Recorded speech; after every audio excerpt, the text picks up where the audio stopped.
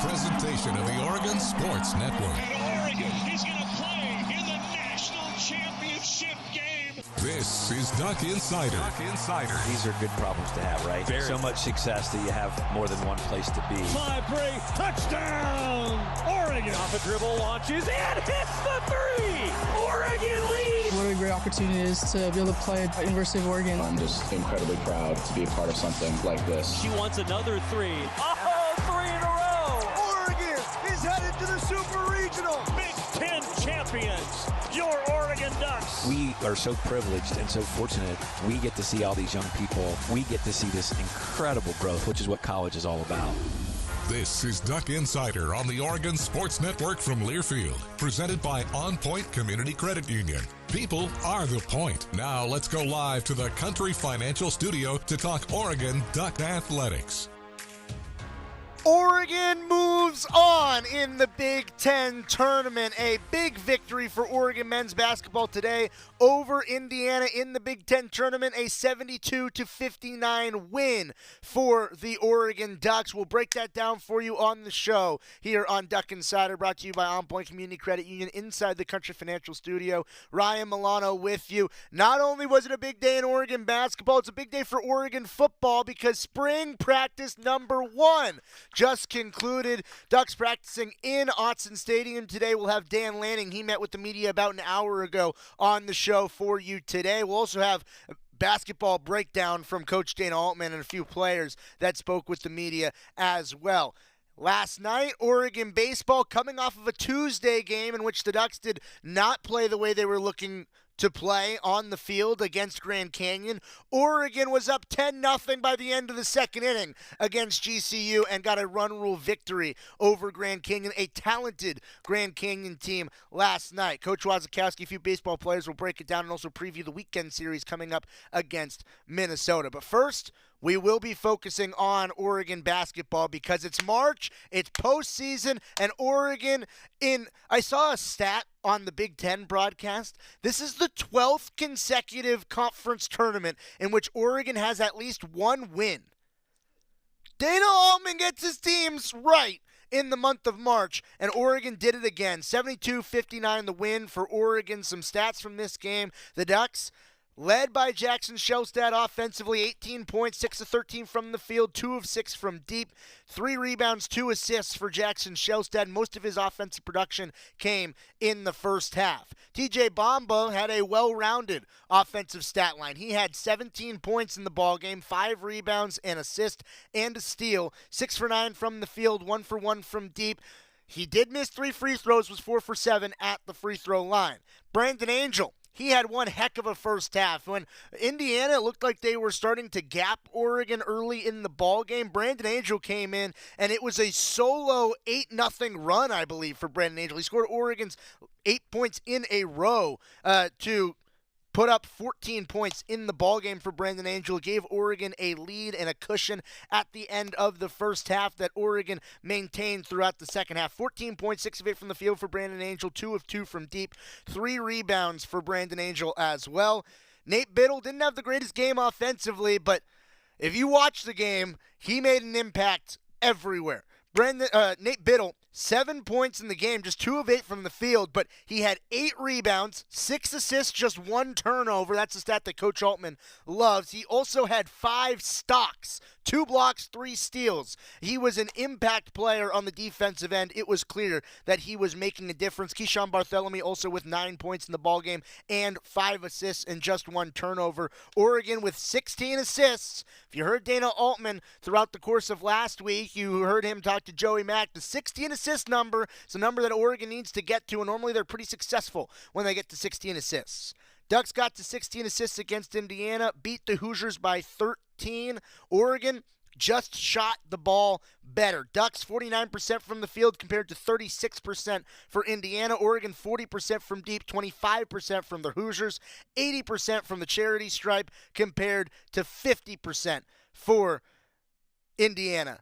in the ball game. Oregon advances in the Big Ten tournament. They will play Michigan State at the same time tomorrow, 9 a.m. Pacific tip-off from Indianapolis in round 2 for the Ducks, round 3 of the Big Ten tournament against the number 1 seed, Michigan State. But we're breaking down this game against the Hoosiers. A big win for Oregon early this morning, a 13-point 72-59 win over Indiana. Coach Altman, Jackson Shellstad, KJ Evans all met with the media postgame.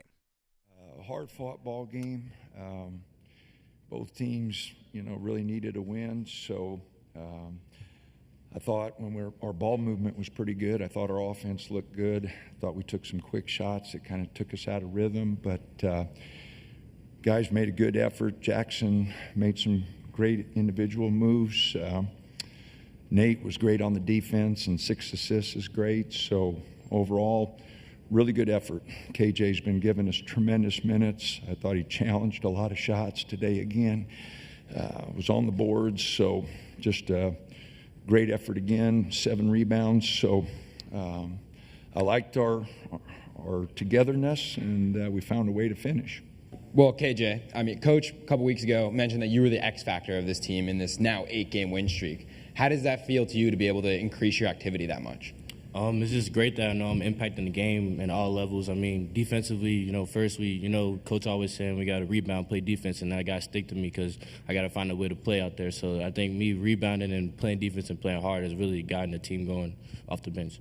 Jackson, you guys just played these guys 9 days ago and held them to 59 points and 36% shooting today. Can you talk a little bit about your defensive effort and what, if anything, helped in just recently having played them? Yeah, I think defensively we've really started to come together towards the end here. And ball screen, Nate's been giving us a really good effort, just affecting shots when guards get downhill. And, I feel like we're in the gaps more, like weak side help and all that. So I think that's kind of causing teams some problems. Jackson, they got within 1 or 2 points, maybe 5-6 times in the second half. What did you guys do to consistently kind of fend them off and keep them from ever really gaining momentum? Yeah, we knew they were going to go on their run. They had the crowd into it. But, we've played in a lot of situations like that this season where games have came down to that towards the end of the game. So, we just know how to stick together towards the end and just keep trusting our teammates and coaches, finish the game. When you played Michigan State, looking ahead now, you'll get them again. It was crazy. It was really 2 games in 1. What did you learn from that, and how's your team better? These are the 2 hottest teams in the league. So when we played Michigan State the first time, we played really hard the first half. We got a good lead, and then the second half we kind of laid our foot off the gas, and they went on their run. So we just know we have to play a full 40 minutes to compete with them. They're going to play physical, play really hard, so we're just going to have to bring that same energy.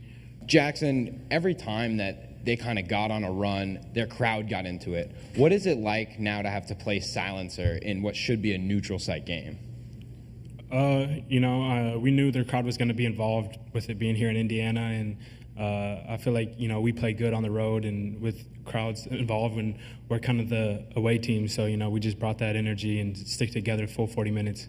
For either one of the players, Luke Goody played their second highest minutes for the Hoosiers today, and scoreless except for 1 free throw.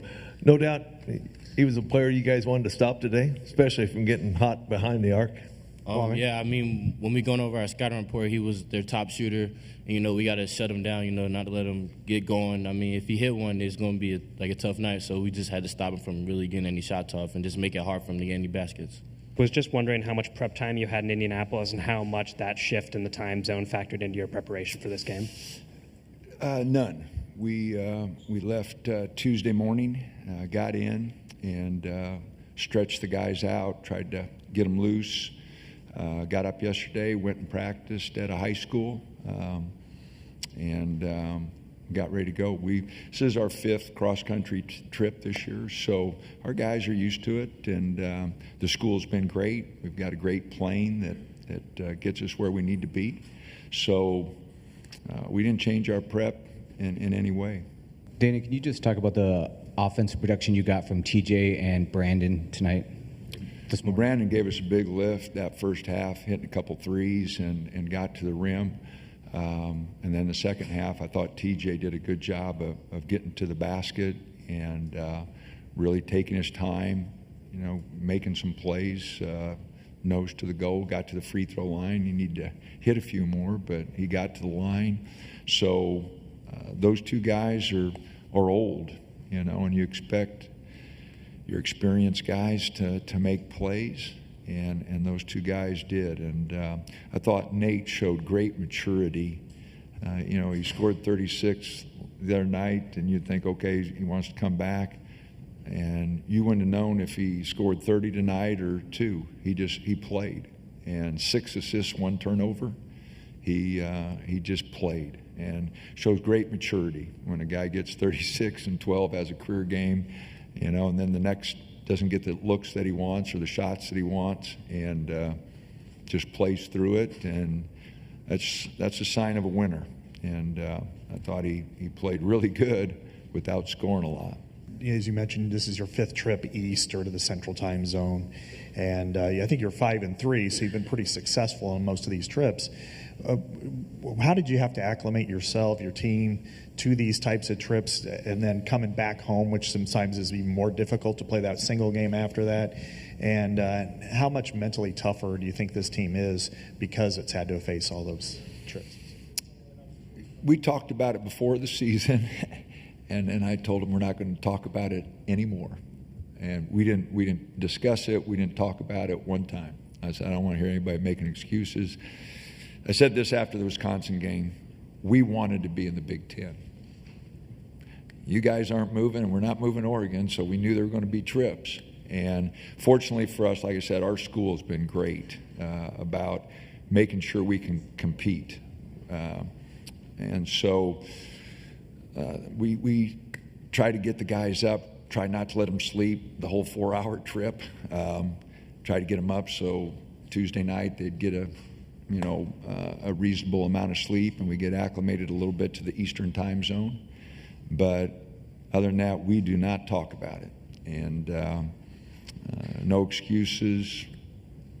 If we get there and we don't play well,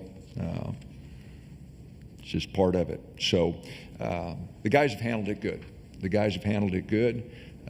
Probably harder on the old coaches than it is on them. They've done a great job.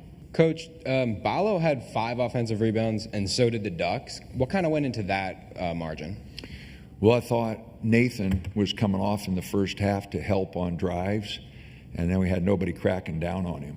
And we talked about it at halftime, and he didn't play a lot second half. He was giving us problems with those offensive rebounds in the first half. But again, Renew was playing so good. He was giving us fits.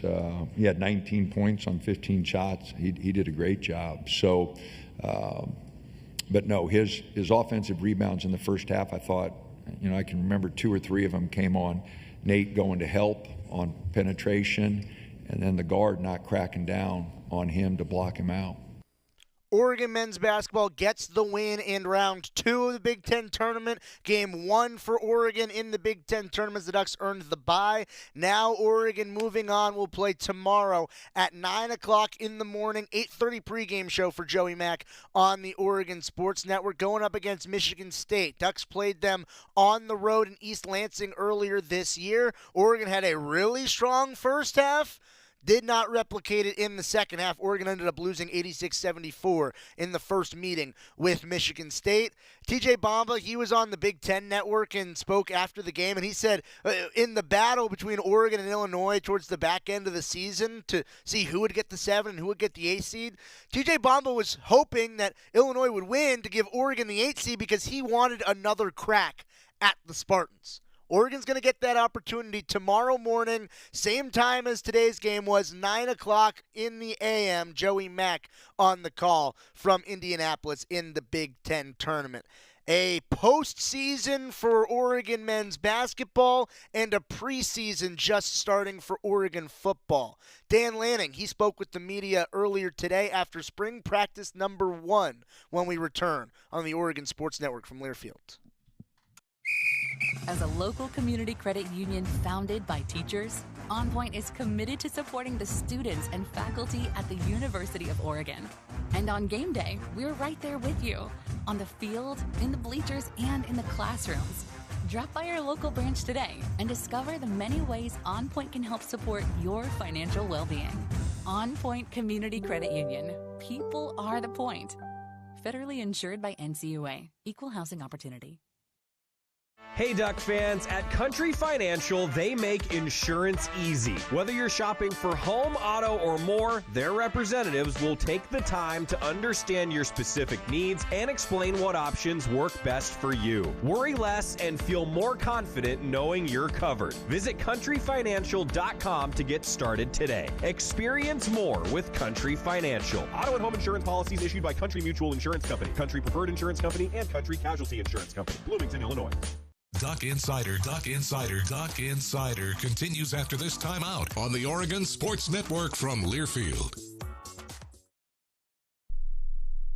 I'm a pretty great multitasker. I can wash dishes and do laundry. I can roller skate while walking my dog. I can even order lunch while doing my homework. But I can't use my phone while driving. A distracted driver is one of the leading causes of death in the United States. So when it comes to driving, please, don't be a multitasker. Don't drive distracted. A message brought to you by the National Highway Traffic Safety Administration, Project Yellow Light, and the Ad Council.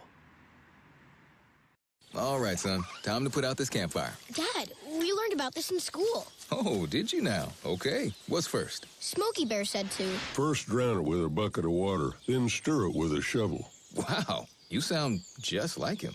Then he said, if it's still warm, then do it again.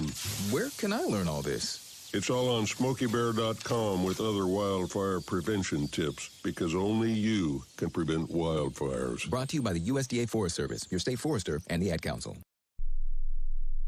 I want you to know. I said I want you to know right now. You've been good to me, baby. Better than I've been to myself.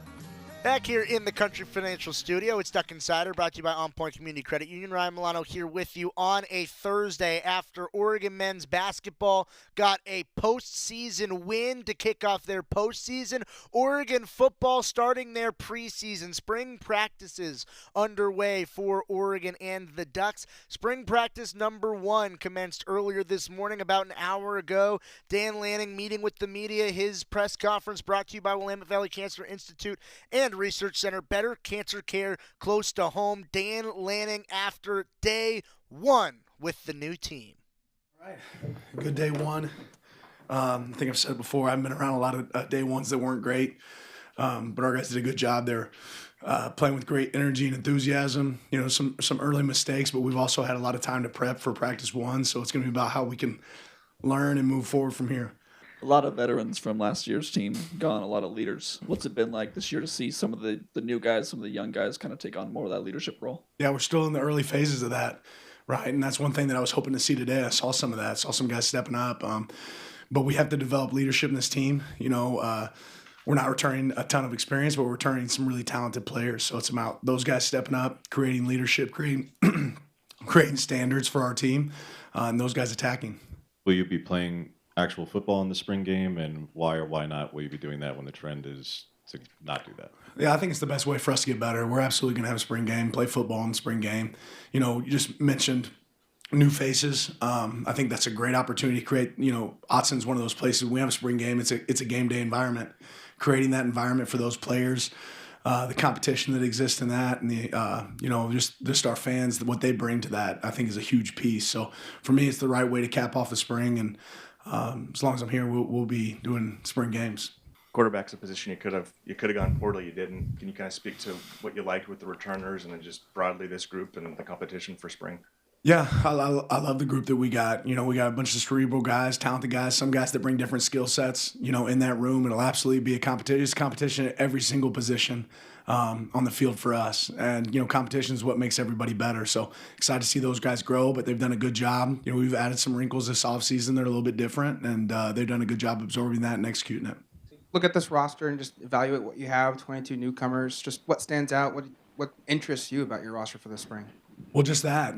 There's some great players, but they don't have necessarily the same experience that we've had in the past, or at least last year, right? We had a lot of experience last year returning. So we got to figure out what these guys can do. You don't figure that out in one practice, right? And that's what the spring's for. Got a lot of opportunities to step out in the field and figure out what we have. But I think we're a team that can attack you in different ways, and we got to take advantage of that. Coach, more than a dozen freshmen obviously on this squad. Just what are you looking for from some of the young guys early on in this, first couple of practices, and what do you see from some of the freshmen in this first day of practice? Yeah, I'm just looking for growth, right? Don't let your highs get too high or your lows get too low. I talked to the guys just now about if you had a great practice, don't be satisfied. If you had a disappointing practice, don't be discouraged, right? There's opportunities to grow and continue to improve. If we have consistent growth out there on the field every day, I'm going to be really pleased with that. DeCorian Moore, we've seen on Twitter that he's been vocal in workouts so far. Can you speak to a little bit about his leadership and also what he's doing on the field? Yeah, we encourage every single guy in our program. You don't have to be a senior to be a leader, right? You don't have to have experience to be a leader, right? But you have to be willing to put yourself out there. And DeCorian, as well as several other players on our team, are taking that lead, right? They're stepping up and taking advantage of opportunities to lead. And that doesn't mean that you don't make mistakes too, right? You'll make mistakes at times, but that doesn't mean you can't learn from mistakes and continue to improve. And it's about just the standard and the consistency across our team. So whoever that might be, if it's a freshman or a senior, a junior or sophomore, a guy that's played 1,000 snaps or a guy that hasn't played a snap, right? We're looking for people to step up. Dan, when you look at Dante more specifically, he's a unique player in his experience. How do you strike the balance between mentoring him, you and Will and the staff, and letting him figure it out on his own? I think you're always coaching, right? And I think within the play and at the practice field, when the ball snapped, they got to solve problems, right? And then in between, that's your opportunity to coach. But the great players want feedback. Right, great players want to know how they can get better, and we've had some guys that have come in here with a lot of experience that want feedback, that want to be coached. So we're going to coach every one of these guys, but while they're out there on the field playing, you got to let them go learn and make mistakes as they happen, and learn from those moments. I had a chance to talk to you about Dylan Thieneman yet. What was it? Thieneman, thank you. What was it about him that made you want to get him out of the transfer portal? What have you seen from him so far since he's been with the program? Well, he's a dynamic player on film, and then when you meet his family, unbelievable family. A guy that is infatuated with football, right, and infatuated with the extra work. There's probably not a day that goes by that Dylan's not in the weight room getting bonus work, doing extra rehab, getting extra film. His intelligence, all those things are really picking up, establishing some standards for the DB group and how they're going to operate. I think he's done a great job of that, and I know he's not satisfied. So I love having players here that aren't satisfied, that are looking to get better and improve. I think he saw what Oregon could bring him, and I know he's going to be able to bring a lot to Oregon. Will you be splitting reps between squads like you have in the past, and how will that impact particularly the offensive line with 3 new transfers? Yeah, we'll be doing what we have in the past always. I think it's really important to be able to shuffle players, because injuries happen in season. How do you adapt to injuries, right? How do you see other people, other pieces in place as you adapt? So our teams will change throughout the spring. There's times out there you see the first group are on the field, and you got freshmen out there that are part of that first group. There's times that you see a senior right tackle and you see a freshman right guard, right? And I think that's really important across all positions to challenge us to grow and to figure out how we operate with each other. Attracted with Coach Douglas and the hiring process, and then just, I guess, how does he fit with the team and also the staff? I know that's really important. Yeah, I've been really pleased with Coach Douglas so far. The energy that he brings on the field, I think he's looking to coach every single moment. He had obviously some great references with his time with Coach Belichick and some of the other coaches that he's been around. His experience on both the offense and defensive side of the ball.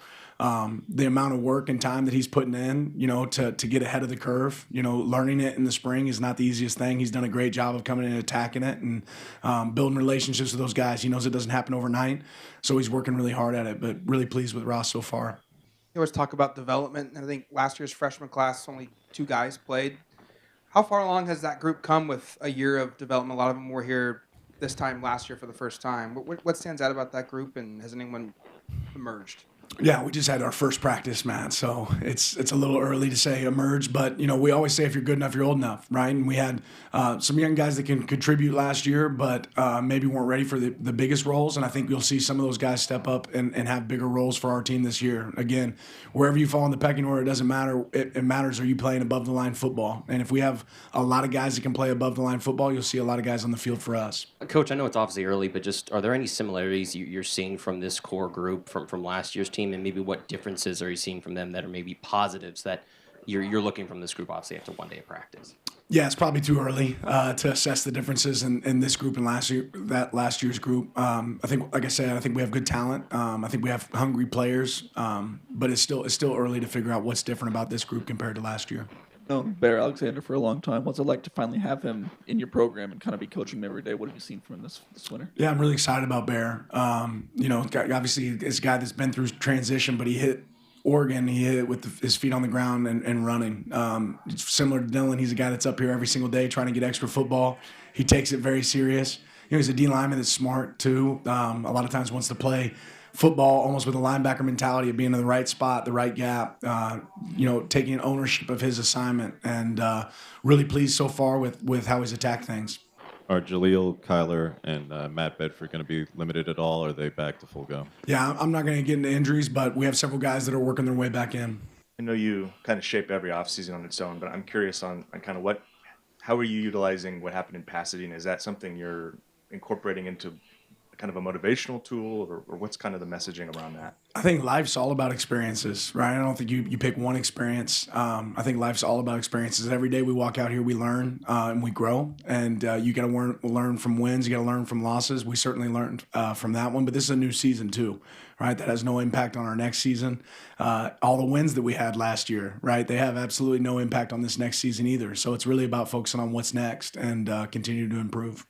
Coach, obviously a couple of contract extensions last week. I just wonder what it means for you to have Tosh and Will inked up for a couple extra years and to have those guys with you on this program for the next several years. Yeah, very grateful to just the University of Oregon, the commitment that they have to our coaches. I think anytime you can have continuity, I feel strongly that we have one of the best coaching staffs in the nation, if not the best in the nation. And when you're able to have continuity, it gives opportunities for improvement, right? Everybody knows kind of how you do things.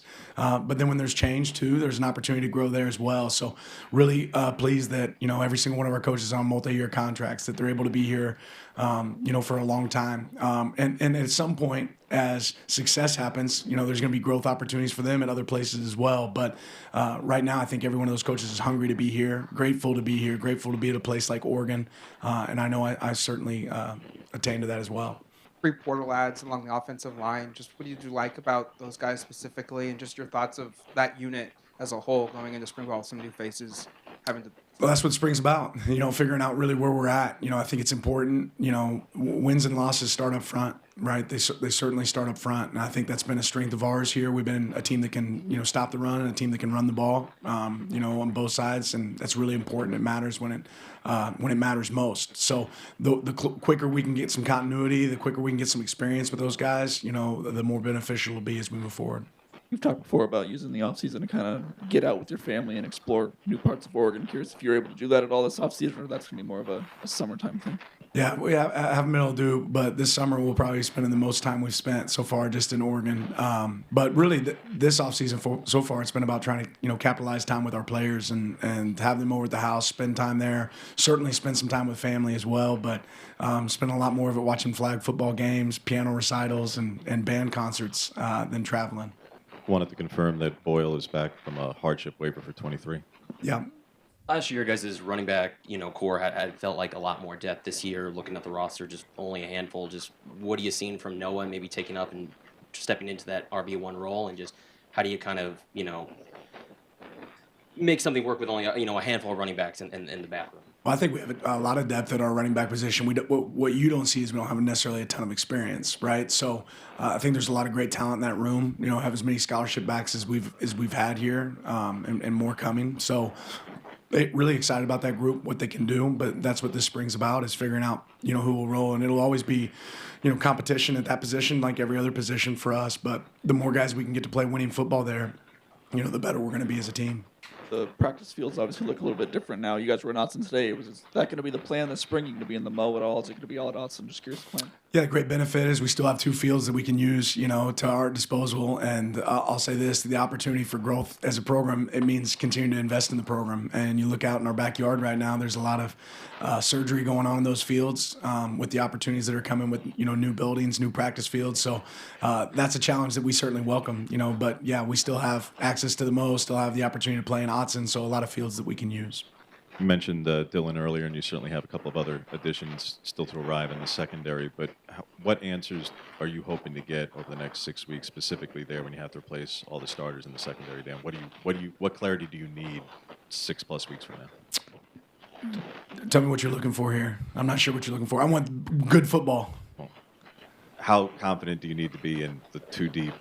It's always in general, but how confident do you need to be by the end of spring as opposed to having unanswered questions for fall camp? As confident as we can be. I don't know when that happens, when it reveals itself, what it looks like. I think we have a lot of really talented players that can play winning football on the back end for us, right? But that's what spring's about establishing. I'm not going to walk away with any preconceived notions of what this offseason will tell us, right? But I think a lot of times it gives you answers to what you have to continue to improve as you head into fall camp. I do think we have the people in the back end that are going to help us play winning football and be a team to compete with. Dan Lanning talking about the 2025-2026 Oregon football team for the first time. Got spring practice number 1 underway earlier this morning. The Ducks will continue to practice over the course of the spring throughout the weekend as the Ducks continue to move forward. We'll have more and more available from Coach Lanning, some assistants, some student athletes as they continue to roll through their spring practice period. In the full swing of conference play, Oregon baseball concluded conference series number 1 over the weekend, played a non-conference midweek series against Grand Canyon, and split with a huge offensive performance yesterday. Third coach of Duck Insider, we're getting to Coach Waz breaking down Oregon baseball's victory last night on the Oregon Sports Network from Learfield. Jan here. Spring is in the air. Time to get back outside with a new Toyota. Go from dreaming it to driving it. Dealer inventory may vary. See your participating Toyota dealer for details. Event ends March 31st. Toyota, let's go places. As a local community credit union founded by teachers, OnPoint is committed to supporting the students and faculty at the University of Oregon. And on game day, we're right there with you, on the field, in the bleachers, and in the classrooms. Drop by our local branch today and discover the many ways OnPoint can help support your financial well-being. OnPoint Community Credit Union. People are the point. Federally insured by NCUA. Equal housing opportunity. Jan here. Spring is in the air. Time to get back outside with a new Toyota. Go from dreaming it to driving it. Dealer inventory may vary. See your participating Toyota dealer for details. Event ends March 31st. Toyota, let's go places. Duck Insider, your home for the latest news on Oregon athletics on the Oregon Sports Network from Learfield. Hi, I'm Ryan Blaney, a third-generation race car driver, and I dedicate a lot of my time going fast. But when my grandpa was diagnosed with Alzheimer's, it was a very unexpected bump in the road for us. It's important to notice if older family members are acting differently or having trouble with routine tasks. Early detection of Alzheimer's can give your family time to explore support services and access available treatments. If you or your family are noticing changes, it could be Alzheimer's. Talk about seeing a doctor together. Visit alz.org/time-to-talk. A message from the Alzheimer's Association and the Ad Council. Let's ask their parents a lot of questions. Why can't people fly? Gravity. Is the moon really made of cheese? Yep, cream cheese. When can I move into a big kid's car seat? For some questions, parents may not have the answer, but that's okay. They can't know everything, but knowing the right seat for their age and size will help protect them in a car crash. Find out more at nhtsa.gov/the-right-seat. Where do babies come from? Good luck, Dad. A message from NHTSA and the Ad Council.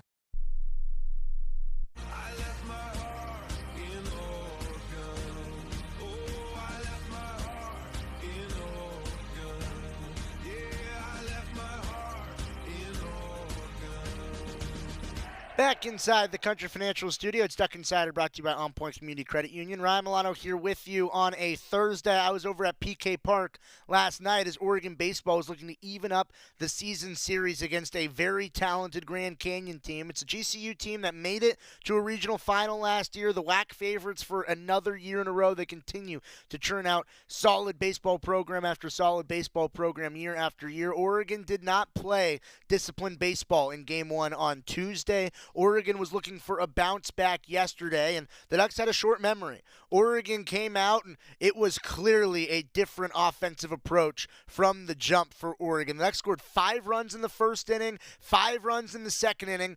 All of those runs came off of either singles, walks, or sacrifice flies. Oregon clearly followed the offensive game plan. The criticism that Coach Wazakowski had is that after game 1 of that midweek series, sometimes the swings were a little too big. Oregon swings were certainly looking for gaps in the opposing defense. The Ducks found it, a 16-6 victory over Grand Canyon in run rule fashion. In the 8th inning, the Ducks ballooned their lead back out to 10 and were able to walk it off on a walk-off hit by pitch. Doesn't always have to be glamorous, but we'll take a walk-off anyway that Oregon can get him. Coach Wazakowski, after the midweek split against Grand Canyon, also previewing a little bit of the series against Minnesota coming up this weekend. Coach Waz's thoughts from last night. Pleased with your guys' offensive approach today? It was better. Yeah. The first 2 innings, obviously back-to-back 5-run innings. I don't think maybe 1 extra base hit, but just a lot of singles, some sacrifice flies. Just how do you like that instead of, you talked yesterday about going for the bigger swing. How do you like this approach instead? Well, credit to Coach Martyr and the hitting coaches for making the adjustment on what we didn't do well yesterday and what we did do well today, right? And Jack deserves a lot of credit for that. Marcus Hinkle deserves a lot of credit for that. And Brett Thomas deserves a lot of credit for that. Those guys in one day were able to correct some things that weren't necessarily proud points of our staff last night. And you saw what you described, a lot of opposite field singles, just base hits, solid approaches, working walks, getting hit by pitches and sac flies. I mean, it was an impressive first inning for sure. Jeff and Ryan both driving 4 RBIs today. Yeah. Just again, more production at the bottom of the lineup, and Carter had a couple of nice swings. Just how nice is it to have the 7, 8, 9 guys be pretty darn damn productive? Well, to be honest with you, you probably make a case for the fact that those guys have been our toughest outs, our most productive players. Defensively, offensively, collectively, they've really done well. Ryan Cooney's really done well so far for us this year, and he had another outstanding day today. I think the player of the game could have been Hurd, could have been him, could have been Santi. Knox threw really, really well at the end. But Anson Arrows, had a heck of a day as well, and he made an unbelievable diving catch in the outfield with the bases loaded and 2 outs to end an inning. And so, there was some really remarkable play. Tonight was the first true bullpen game we saw from your guys. How do you think the team responded to that? Some guys did well, some guys didn't do as well as others. I think the rainy conditions, led to some walks, maybe some misplayed balls. How'd you guys react to kind of a sloppier game at first? Well, I don't know. I think we only made 1 error, and it was kind of on a tough play to Carter down the line, and so that was a tough play with it being kind of an odd play there. There were some loose things that got away from the opposing team, but I thought our team for the most part played pretty clean. In pieces we didn't pitch clean, but and in pieces we did. Good to see Chase back out there behind the Really dish. good. How'd you thought he looked tonight? Well, I didn't.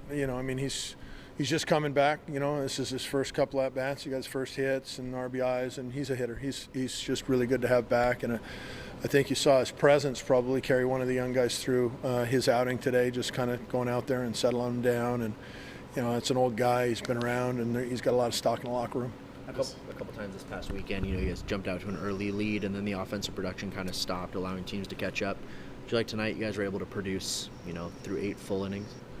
Well, again, credit to Coach Martyr for getting the guys prepared to go today. It's not easy. Yes, you've got conditions or whatever excuses you want to use, but right. But the bottom line was his coach and his, and Coach Hinkle, Coach Martyr, Brett Thomas. Those guys got those guys ready to go today, and it was an impressive offensive performance.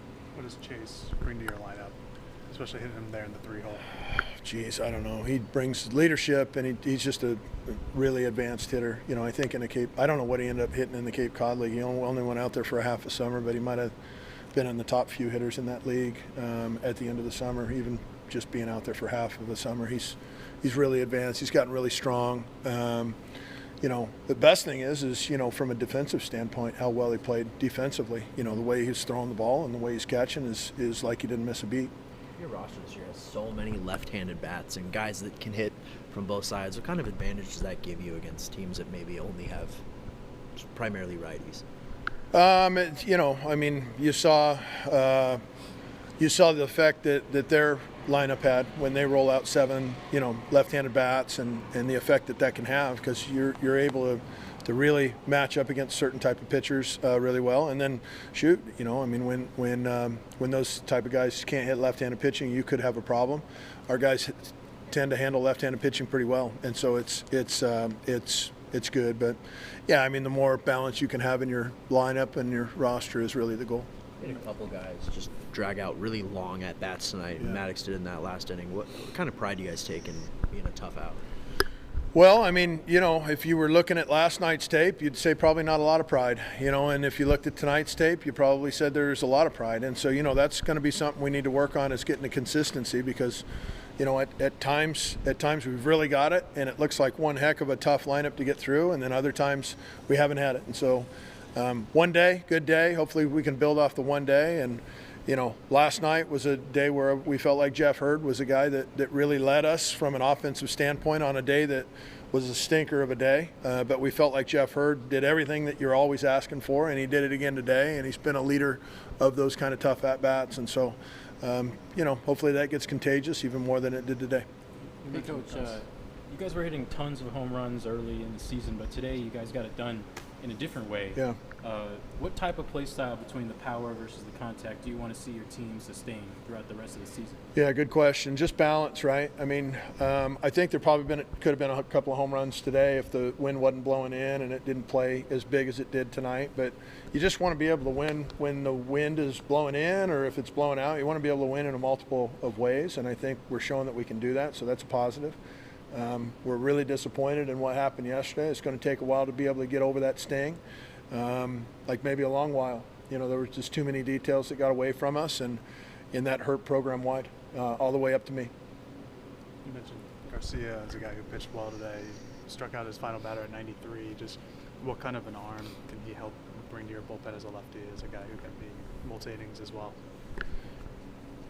When you watch him pitch, sometimes he can pitch in the major leagues. He's just not consistent yet. There's nights where it looks like he could be pitching in a big league bullpen, though, right? And so he's a tremendous kid, tremendous young man, great family. That can be a huge asset, especially neutralizing, really good hitters, because he's got multiple pitches that are good.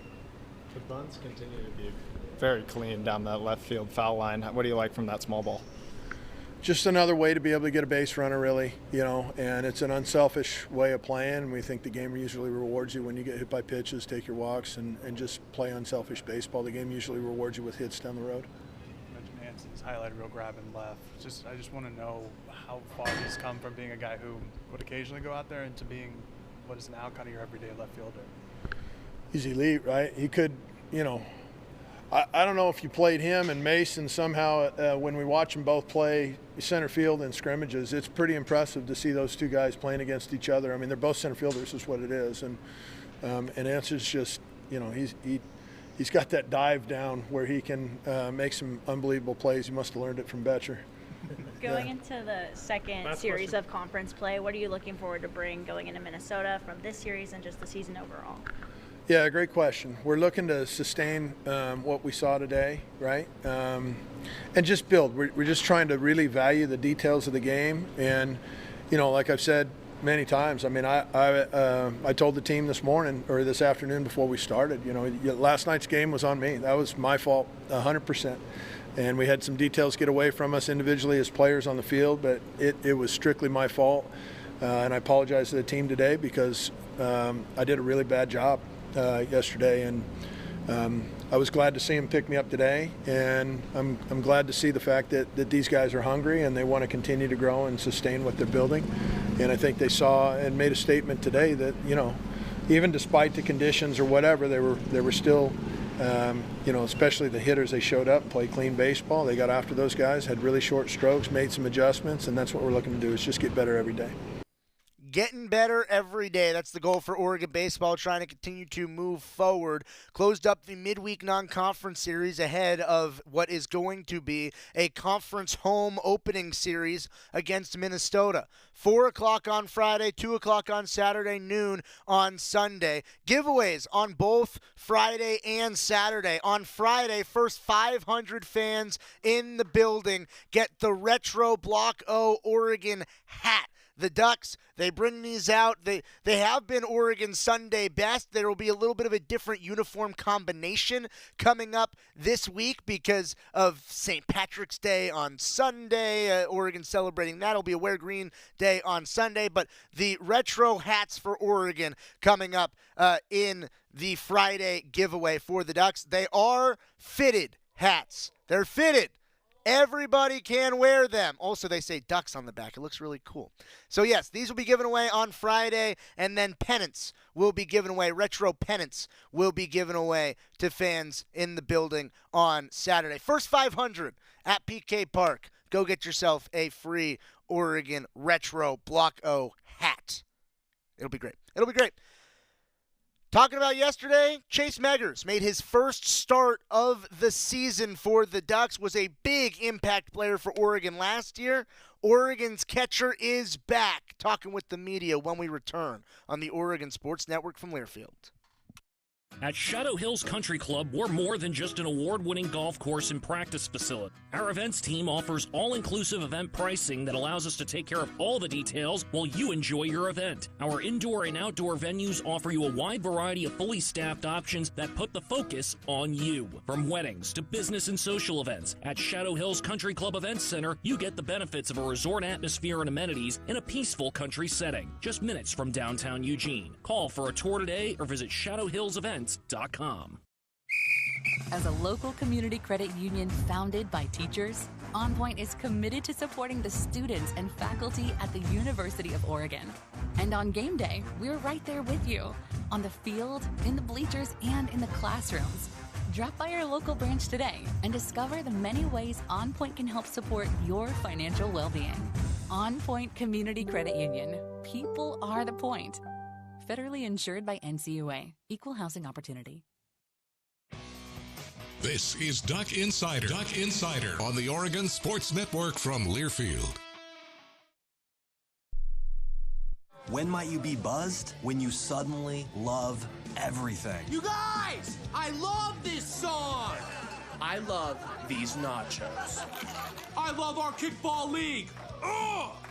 I love this guy. What's your name? You know what I'd love? A ride when it's time to head out. If you see a buzzed warning sign, call for a ride when it's time to go home. Buzz driving is drunk driving. A message from NHTSA and the Ad Council. I love your car. Is this real leather? When you're high, you feel different. You think different, you talk different, you draw different, you listen to music different, but you probably knew that. Problem is, you also drive different, and not in a good way. That's why driving high is illegal everywhere. So if you're high, just don't drive. Make a plan to get a sober ride. Because if you feel different, you drive different. Brought to you by NHTSA and the Ad Council.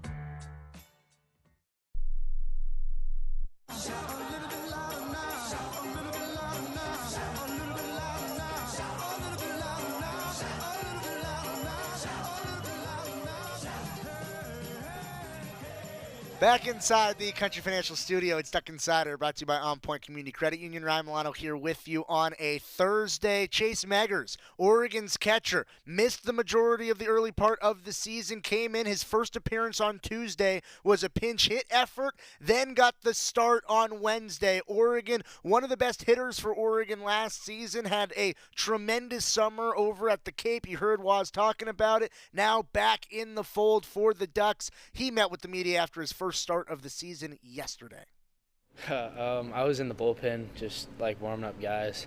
I haven't been in a game yet, so they want me down there warming up the guys and getting them right before they go in. So while I was called down, I ran down, was about to go in, and then somebody got out with 2 outs, and then I had about an inning to get ready. And yeah, I'm always ready, and it was good to be back in there.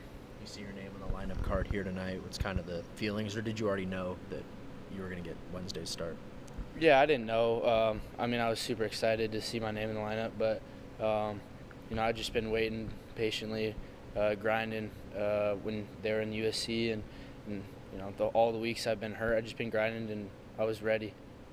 Mean anything extra special for that first hit, or is it just kind of, all right, I'm back?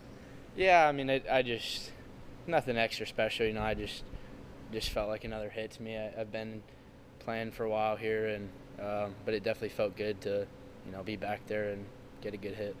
The second you stepped on up at the plate yesterday, all the fans were just absolutely pleased. How did that feel?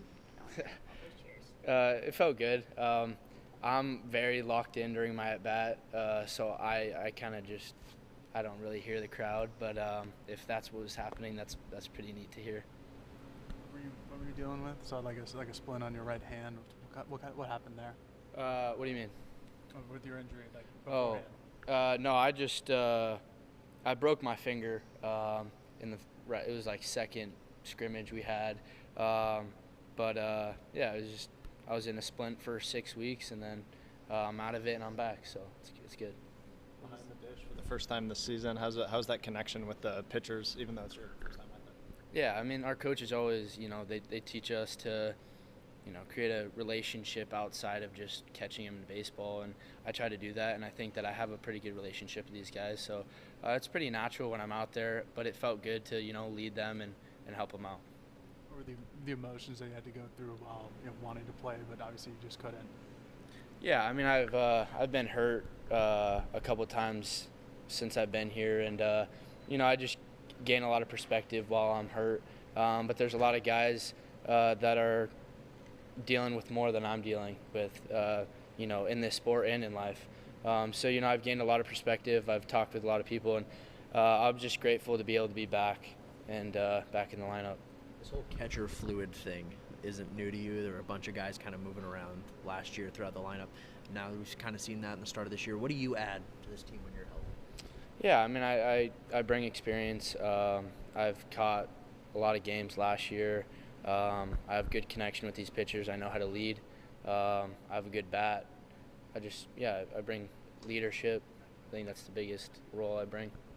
Adding on to that, with younger guys like Burke and Cohen, how do you look to be an example as one of the older guys on the team? Yeah, I mean, those guys are really good, and they're going to be really good here, and they are really good. I try to teach and lead by example. That's always how I've been. I'm not super vocal. I just try to lead through example, and I think that it helps them, especially when I'm playing. They could see little things I do, and then they can do them. For Cohen specifically, just what have you seen from those guys behind the plate and at the dish? Just like how impressive is it for them to be true freshmen doing it? Yeah, it's amazing. All their work I see. Those guys are grinders. They don't act like they're freshmen.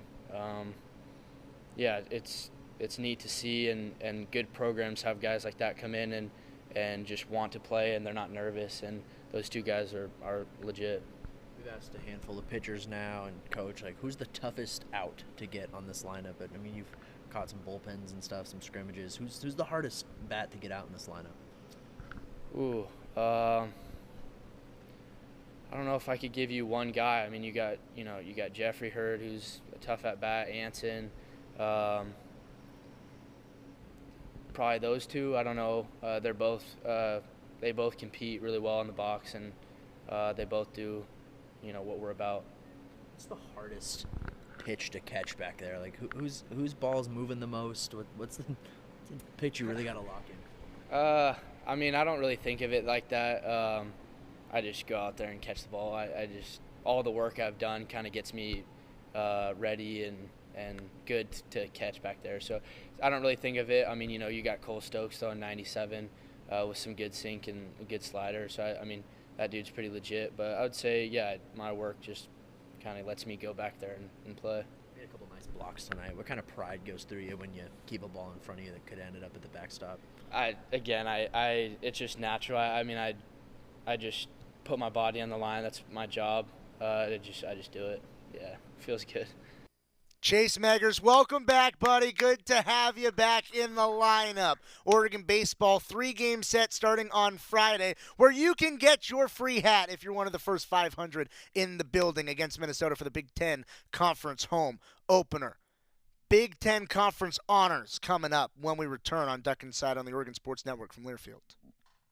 Hey Duck fans, at Country Financial, they make insurance easy. Whether you're shopping for home, auto, or more, their representatives will take the time to understand your specific needs and explain what options work best for you. Worry less and feel more confident knowing you're covered. Visit countryfinancial.com to get started today. Experience more with Country Financial. Auto and home insurance policies issued by Country Mutual Insurance Company, Country Preferred Insurance Company, and Country Casualty Insurance Company, Bloomington, Illinois. As a local community credit union founded by teachers, OnPoint is committed to supporting the students and faculty at the University of Oregon. And on game day, we're right there with you, on the field, in the bleachers, and in the classrooms. Drop by our local branch today and discover the many ways OnPoint can help support your financial well-being. OnPoint Community Credit Union. People are the point. Federally insured by NCUA. Equal housing opportunity. Your daily dose of Oregon athletics. This is Duck Insider from Learfield.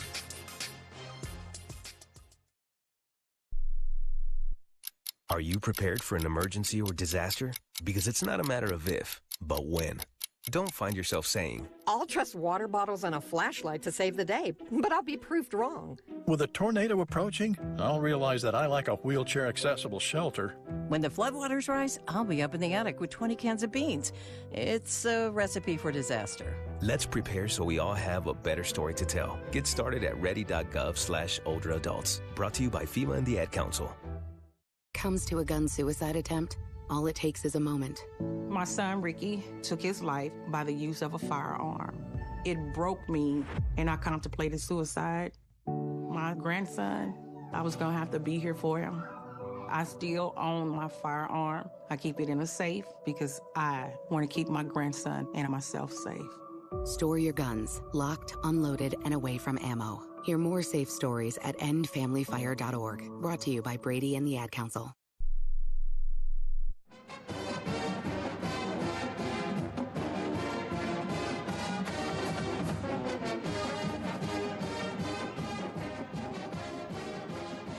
Back inside the Country Financial Studio on Duck Insider, brought to you by OnPoint Community Credit Union. Ryan Milano with you, closing out the show. And earlier today, announced by the Big Ten, Oregon golfer Grayson Leach took home the Big Ten Golfer of the Week after a runner-up finish at the Bandon Dunes Championship. He led the Ducks, shooting 4 under par, a 209, 67 in round 1, 72 in round 2, 70 in round 3 over the 54 holes at Bandon Trails, led the Ducks to their first team title since the 2022-2023 season, and Grayson Leach earns Big Ten Golfer of the Week. Big day in Oregon athletics tomorrow. Oregon track and field competing for national championships on both the men's and the women's side. Also, we'll have a breakdown of Oregon men's basketball in the Big Ten quarterfinal, 9 a.m. against Michigan State tomorrow. Go Ducks. Talk to you then. This message is for Shauna, my mom, who just finished her high school diploma. I wanted to say I'm so proud of you for finishing school. You taught me it's never too late to achieve your dreams. I hope to make you as proud as you have made me. When you graduate, they graduate. Finish your high school diploma for you and for